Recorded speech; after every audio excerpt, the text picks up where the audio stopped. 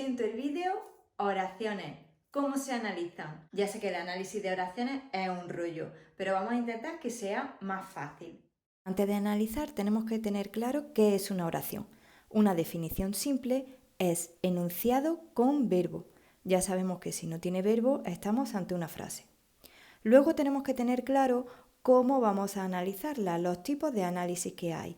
Tenemos un análisis morfológico en el que indicamos las categorías gramaticales, uno sintáctico en el que indicamos los sintagmas y sus funciones y otro morfológico que es una mezcla de ambos. Marcamos las categorías gramaticales y las categorías sintácticas. Después tenemos que clasificar la oración y lo haremos atendiendo al verbo, al sujeto y a la actitud del hablante. El análisis sintáctico lo vamos a hacer siguiendo unos sencillos pasos. Primero, localizar el verbo. El segundo paso, identificar el sujeto y el predicado. En el tercer paso, señalaremos los sintagmas. En el cuarto, marcaremos sus funciones. Y por último, en el quinto, clasificaremos la oración. Vamos a ver esto en una práctica. Primero, localizar el verbo. Os pongo una serie de oraciones para que lo practiquemos. Y una breve chuleta para que recordéis que el verbo puede aparecer de diferentes formas. Vamos a ver esas formas en nuestros ejemplos. Los verbos que tenemos son llueve, es, que es un verbo copulativo, gusta es un verbo predicativo, han leído está en forma compuesta, deben quedarse perífrasis verbal, des la lata es una locución verbal, es leído forma voz pasiva y gusta tenemos otro ejemplo de verbo predicativo. En el segundo paso vamos a identificar el sujeto y el predicado. Está prohibido preguntar al verbo qué o quién. Ya os demostraré el por qué. Recordad que el sujeto y el predicado concuerdan en persona y número y que podemos tener oraciones sin sujeto y oraciones en las que el sujeto está explícito, es decir, que está presente en la oración, está omitido o elíptico, que no aparece pero se sabe por la desinencia del verbo, y puede aparecer también el sujeto como una oración subordinada sustantiva. Vamos a ver nuestro ejemplo. En la primera oración, llueve en mi ciudad, llueve es un verbo de acción meteorológica, por lo tanto tenemos una oración impersonal. Y llueve en mi ciudad es todo el predicado. En la segunda oración, Vanessa es profesora de lengua, está en tercera persona del singular y Vanessa concuerda en esa tercera persona del singular. Por lo tanto, Vanessa es el sujeto y es profesora de lengua el predicado. En la tercera oración, me gusta esa canción, posiblemente preguntaseis, ¿a quién le gusta esa canción? Porque siempre tendemos a esperar que el sujeto sea una persona que realice la acción de la que está hablando el verbo. Si vosotros hacéis esa pregunta, la respuesta es a mí me gusta esa canción. Pero el sintagma preposicional, recordad que nunca va a desempeñar la función de sujeto. Por lo tanto, gusta, nos fijamos, tercera persona singular. Esa canción es tercera persona singular. Así, me gusta será el predicado. Han leído está en tercera persona del plural. Ellos o ellas.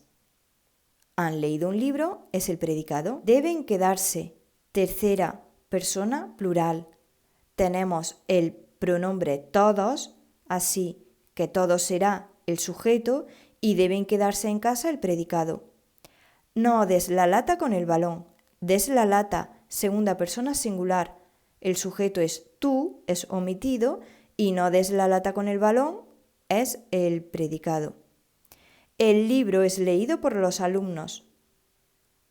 Es tercera persona singular, el libro, el sujeto. Es leído por los alumnos, el predicado. En la última oración que cantes esa canción, me gusta. Gusta, tercera persona singular. Él, ello, ella, eso. Me gusta eso. En esta ocasión, me gusta eso. Eso se sustituye por que cantes esa canción. que cantes esa canción es una oración subordinada sustantiva y funciona como sujeto de me gusta. En nuestro tercer paso vamos a señalar los sintagmas. Los sintagmas son la forma en la que estos aparecen dentro de nuestra oración. Os recomiendo que identifiquéis las categorías gramaticales para marcar las funciones sintácticas. En la oración, Vanessa lee un libro muy interesante en su casa, marcamos el verbo, como hemos hecho en el primer paso, e identificamos sujeto y predicado, como hemos hecho en el segundo. A continuación, si seguimos la recomendación, vamos a marcar la categoría gramatical de cada palabra. Empezaremos por el verbo y los sustantivos, adjetivos, adverbios. Después marcamos los núcleos y los modificadores, enlaces o actualizadores. Y ya empezamos. Os recomiendo que empecéis de derecha a izquierda para encontrar el sentido del sintagma.